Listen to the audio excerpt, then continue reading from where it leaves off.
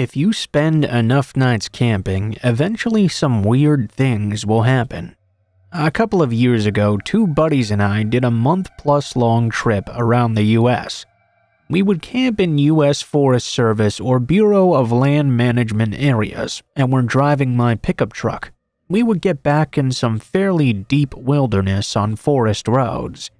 After about 15 nights on our trip, we ended up in some BLM land near Black Canyon of the Gunnison National Park in Colorado. It was our very last night in Colorado, and we were exhausted from doing a 14er earlier that morning. We found the coordinates of the campsite online and arrived to the edge of the pavement at about 6 p.m. or so. Ahead of us was a dusty 2-track lane that snaked down through some scraggy trees and bush and made its way to the top of a hill that had views of snow-capped peaks. We hadn't passed a car in a very long time as we drove out there. Our truck made it to the site easily enough, but none of us got out yet. We sat inside and took a bit of a look around. There was a fire pit, lots of trees, but also an abandoned couch and other signs of human waste. Not exactly great vibes. Still though, it was getting pretty late, and we weren't keen on driving even more in the dark.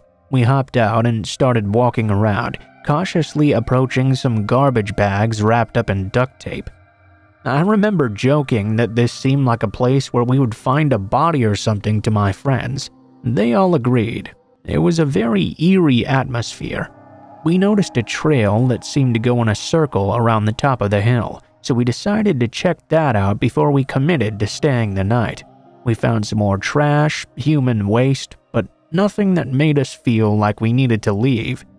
We decided to cowboy camp, aka sleep on a tarp beneath the stars, and got a nice fire going. We finished off a case of beer, but even with the inebriation, we were suddenly feeling very uneasy. Every couple of minutes or so, one of us would shine a light off into the woods thinking we'd just heard something. Even though this was our 20th consecutive night sleeping outside, something just didn't feel right. Still though, it was really late now, so we started getting ready for bed. After all, we were all carrying bear spray and headlamps, so what was the worst that could happen? I stepped out into the woods to pee and walked about 15 feet without turning on my light. As I'm standing there peeing, I decide I should turn on my headlamp since the fire had messed up my night vision. When I see what the beam of light illuminates, my knees nearly buckled. My jaw was dropped. I stood there in silence for 10 seconds before calling out to my friends. "Hey guys, do you see this?"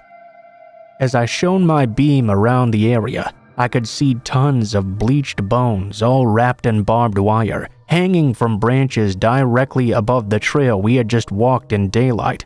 Certainly, we would have noticed those before. They had to have been hung once it got dark, while we sat only 25 feet away. Well, as we observed this field of bones, the consensus among us was, well, fuck that. We snapped a couple of photos of it before throwing our things in the truck and driving away. We drove a ways up the road to the National Park campground. I had never felt so safe to pay $25 to have neighbors nearby. My hypothesis is that it might have been a rancher or something with a grazing lease putting up the bones to scare off scum that leave their trash at the campsites. They were probably just cow bones, but needless to say, it definitely scared the hell out of me.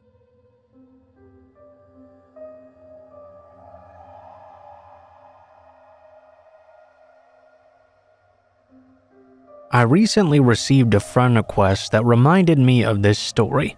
This happened after I went to university, so I was about 18 years old at the time. I had made an effort to make friends after I moved onto campus, and ended up with a few groups to hang out with, including a new girlfriend and plenty of people from my classes that I liked well enough. There was one class before lunch where it was traditional for people to go to the cafeteria afterwards to eat in pairs or threes.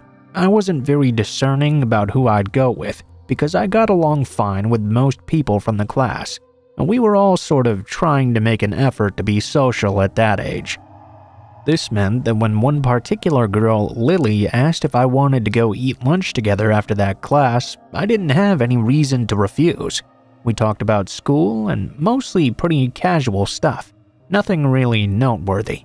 She did ask me to get lunch with her again the next week though. Soon it became a pattern and there wasn't exactly a way to start saying no suddenly.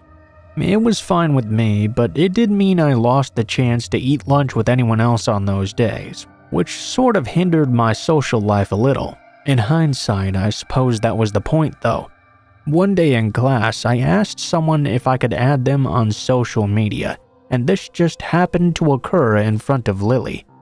Immediately, I saw her face jerk towards me from a couple seats over. It was such a sharp reaction that it was hard to ignore. I still remember it even to this day. Needless to say, by the time I had gotten home later, Lily had already sent me a friend request. We had no friends in common either. I don't even know how she knew my last name. I was a bit surprised, but I guess maybe she dug through the university's social media pages and found me through there or something. I did get a bad feeling, but surely this was fine.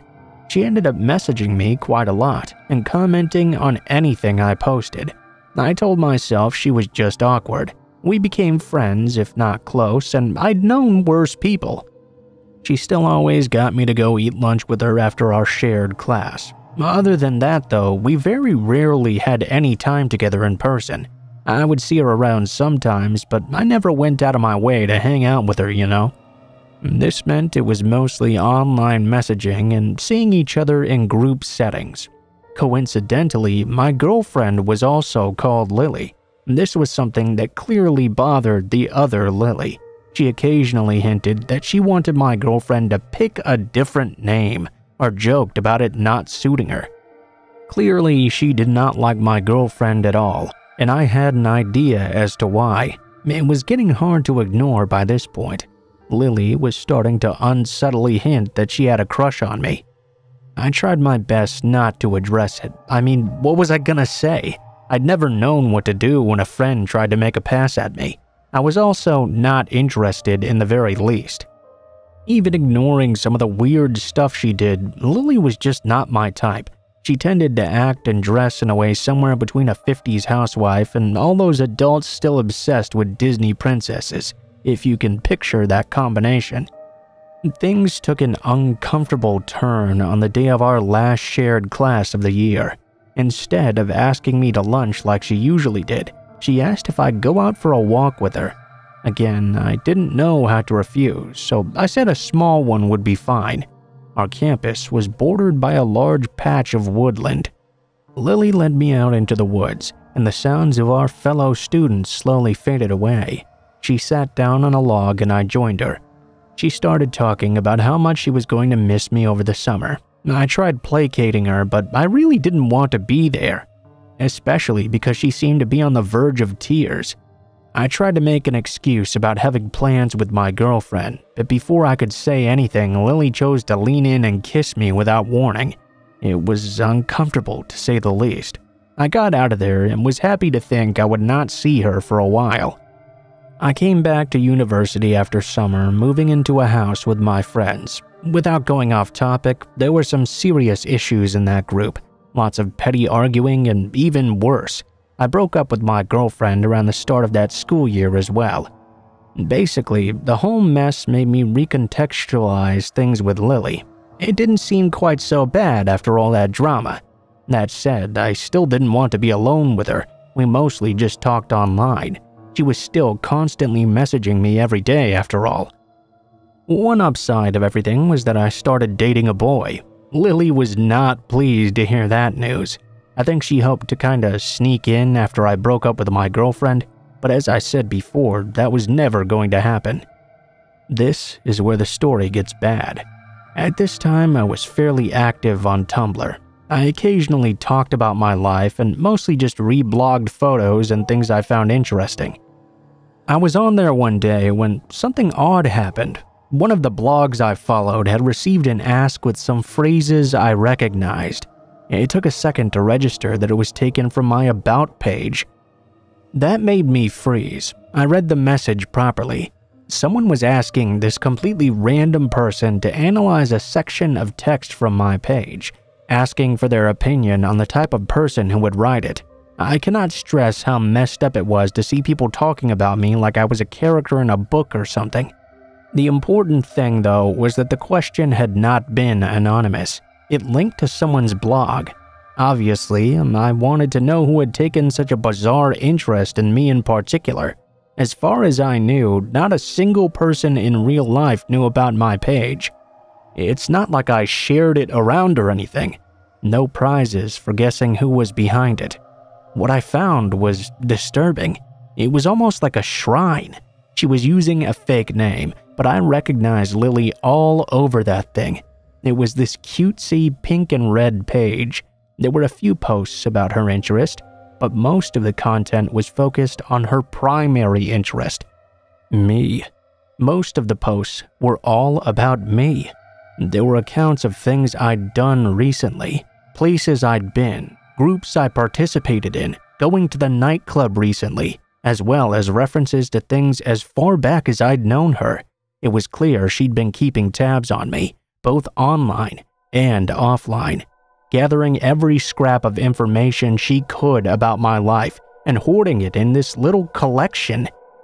She talked about us eating lunch together, how special our dates had been to her, as if it was anything more than acquaintances just getting food after class. She even talked about the time she had forcibly kissed me in the woods. She quoted lyrics from all of my favorite songs, even though I'd never talked about them, and talked about how she'd always be there for me, no matter who else came into my life. Lots of references to loving me just the way he is as well, which answered another mystery about some anonymous love letters I'd been receiving earlier that year with the same wording. It got worse. There were a lot of posts about my boyfriend as well. Those were not so nice. It was angry and hateful. I didn't like to think of the sort of person who could write so obsessively being fixated on me. One thing that didn't make sense at first was that the blog had also made plenty of references to this best friend, Steven. She had never mentioned this person to me, and I'd never seen anyone else around her either. Her post talked a lot about Steven and how great a friend he was, how much fun they had together, how much he looked out for her. I was trying to work out whether this was an online friend or something, when one specific post made it all click. She had posted a photo and captioned it, "Steven sent this to me. He knew I would like it." The problem was, it was a photo taken straight from my page. I had not sent that to her. She took it from my page and then claimed I was her fictional best friend, because in her head she'd split me into two people, the two most important people in her life. In her messed up fantasies, I was both her perfect best friend and her soulmate who was going to end up with her. Who was she complaining to? Oh, she had an audience all right. People who took what she said at face value. I saw a bunch of random people agreeing with this stalker, things like my boyfriend didn't deserve me, we were bound to break up soon, I would be with Lily, the person I was clearly destined to be with. She had this fake fanfiction version of my life up for anyone to share their opinion on, and she made herself out to be the hero of it all, of course. I had only gone maybe a month back into this page's history, and I didn't look at everything that was there. It was too much, and I didn't want to see if there was anything from before I'd known her. Needless to say, I sent Lily a message confronting her about this blog. She said nothing. I can't stress how weird it was to have found pages and pages dedicated to me. Then she just acted like it never happened. She said nothing. Didn't even address it, just changed the subject like I'd never even said it, like she hadn't even registered that it existed. I've never seen deflection quite like it. Well, of course, afterward she deleted the page, or at least changed the name and hid it because I could never find it again. That was not the end though. I was not going to hang out with her anymore, but we were still shoved together in classes. She had started to actually scare me with what she might do next. I'm kind of a paranoid person already, so knowing someone was obsessively keeping track of me for who knows how long really scared me a lot. The next thing she pulled was trying to seduce my boyfriend. That was a useless attempt. What was her plan there? Did she hope to tell me he cheated and wait for me to break up with him or something?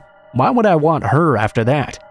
When that didn't work, she tried to seduce all of my friends. None of them took the bait, thankfully.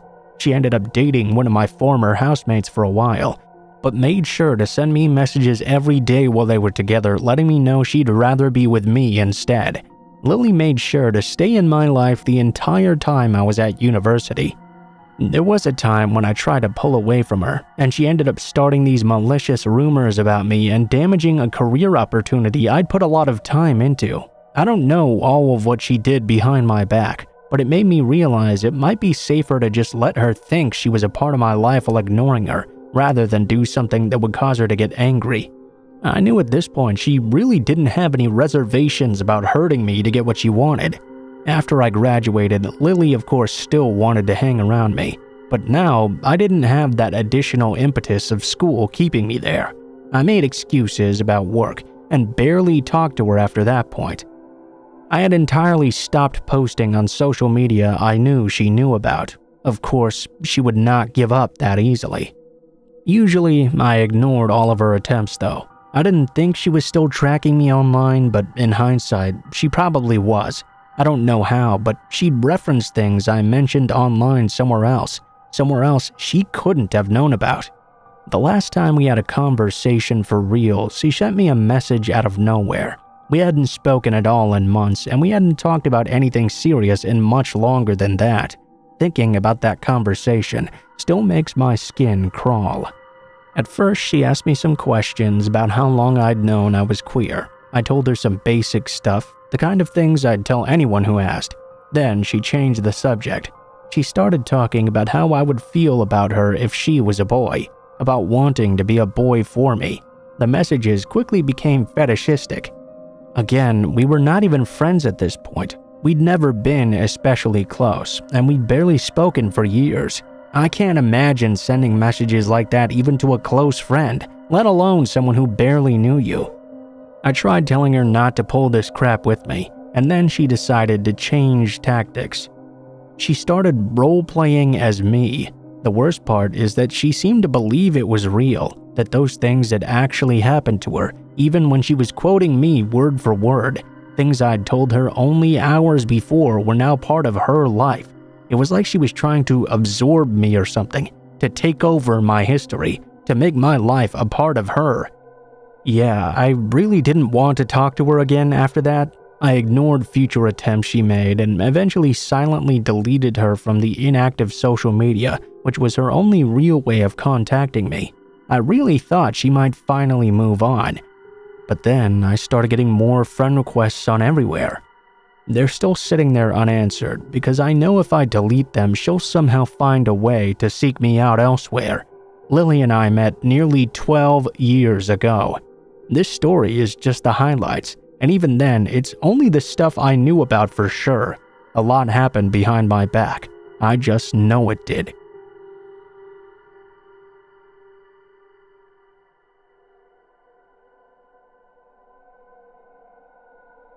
I was around 18 years old at the time, sitting in my bedroom, and no bullshit, watching The Purge for the first time. My bedroom window only had one latch out of the two locked because I would smoke out of it at night, being too afraid to go outside alone around 1 a.m. During the entire movie though, I kept hearing this light scratching. I thought it was probably just another cat under the house or something. After about 5 minutes though, I paused the movie, only to hear it again, this time much louder. I was getting kind of creeped out. I reached under my curtain and pushed the unlocked side of my window down, then locked it fully. Looking back in hindsight, the fact that one part of my window was fucking pried open should have alarmed me. I sat back down, only to hear a loud slam come from the bathroom. I ran out to go check. The blinds had fallen off the window. I ran straight to my parents' bedroom, and my dad immediately knew something was very wrong. He hopped up in all of his manly glory with his .45 and his tighty-whitey undies and ran out the back door to search the yard. He didn't see anyone, and we decided to call the cops in the morning. My nephew was staying overnight, and we figured there was really no point in freaking him out over what we felt was nothing. The next day, we decided to take a look around though. We found my window had scratch marks from a crowbar and the ledge was dented, as if someone was really trying to pry my window open. Whoever it was had worn socks on their hands to try and push up the glass because there weren't any handprints either.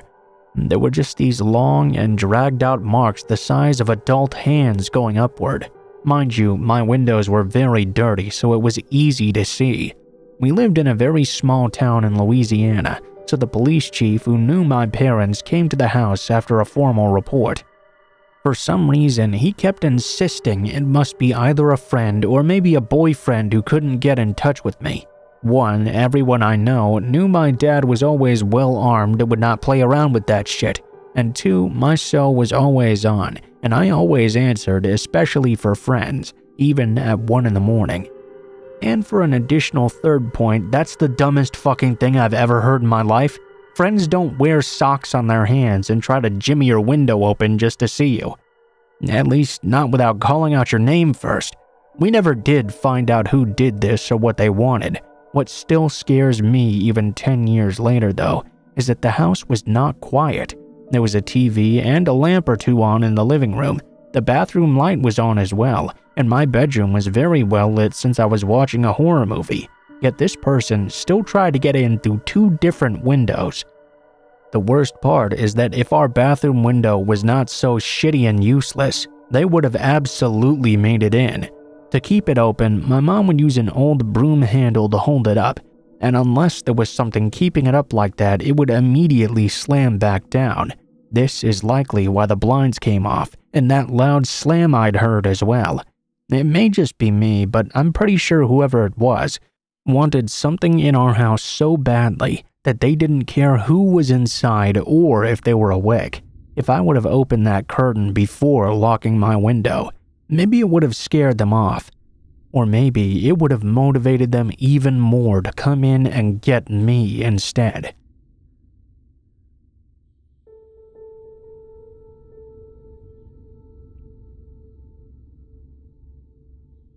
In September of 2018, I met this guy, Andrew, through a mutual friend on our birthday.